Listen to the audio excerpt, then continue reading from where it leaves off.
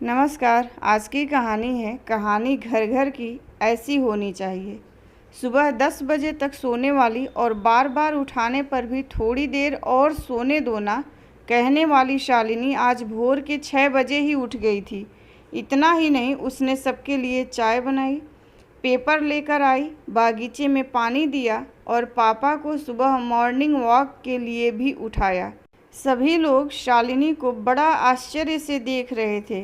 सभी का एक ही सवाल था, शालिनी, तुम यह क्या कर रही हो?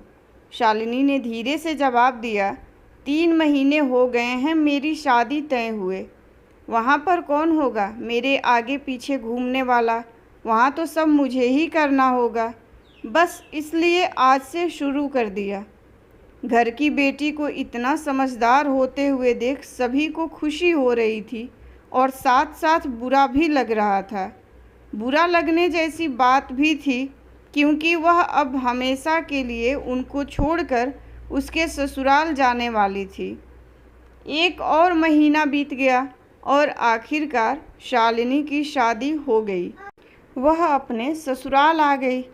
सुबह समय पर जाग पाएगी या नहीं, इसी विचार में वह रात भर सो ही नहीं पाई। सुबह होते ही उसने नहाया और पूजा की और खाना बनाने की तैयारी करने लगी।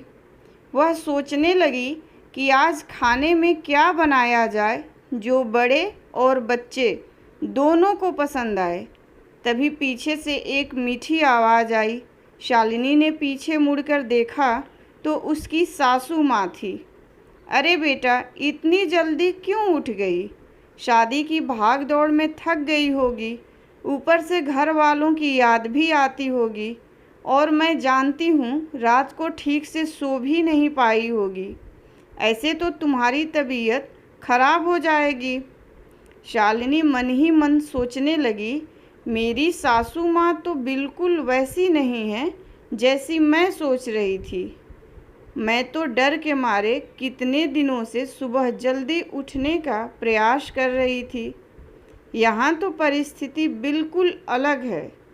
शालिनी ने कुछ काम खत्म ही किया था कि तभी सासू माँ ने आवाज़ दी, बेटा इधर आओ, देखो तो सही मैं क्या बना रही हूँ। मटर पनीर, पराठा और गाजर का हलवा। अरे वाह, यह तो सभी मेरी फेवरेट डिश है। शालिनी बोली। उसे तो कुछ समझ में नहीं आ रहा था। उसे लग रहा था जैसे यह सब सपना है। शालिनी को एहसास हुआ कि यह सपना नहीं, सच है। सासू माँ ने कुछ कहा, शालिनी सुन नहीं पाई। वो थोड़ी डर गई। उसे डरा हुआ देखकर सासू माँ ने कहा, शालिनी जरा इधर तो आओ, यहाँ तो बैठो, मेरी बात ध्यान से सुनो और समझो। शादी मतलब लड़की की परीक्षा नहीं होती है। तुम्हारी शादी सिर्फ मेरे लड़के से नहीं हुई है। जितनी जिम्मेदारी उसकी तुम्हें खुश रखने की है, उतनी ही हम सबकी भी। हमने तुम्हें घर सिर्फ काम करने के लिए नहीं लाया है। तुम्हें क्या क्या आता है या तुम हमारे लिए क्या कर सकती हो, यह सब देखने के लिए तो बिल्कुल नहीं। और हम तुम्हारी आज़ादी भी तुमसे नहीं छीनेंगे। अगर अपनी बात करूं तो मुझे सिर्फ एक अच्छी फ्रेंड चाहिए थी। मैं बिल्कुल नहीं मानती हूं कि बहू को सुबह सुबह जल्दी उठकर पूजा पाठ करना चाहिए, और मैं यह भी नहीं मानती हूं कि बहू को बहुत अच्छा खाना पकाना आना चाहिए। शादी का मतलब तुम्हारे सपनों का बलिदान बिल्कुल भी नहीं हो सकता। बल्कि मैं तो कहूँगी कि शादी का मतलब तुम्हारे सपनों को और ज़्यादा ऊंची उड़ान देना होना चाहिए।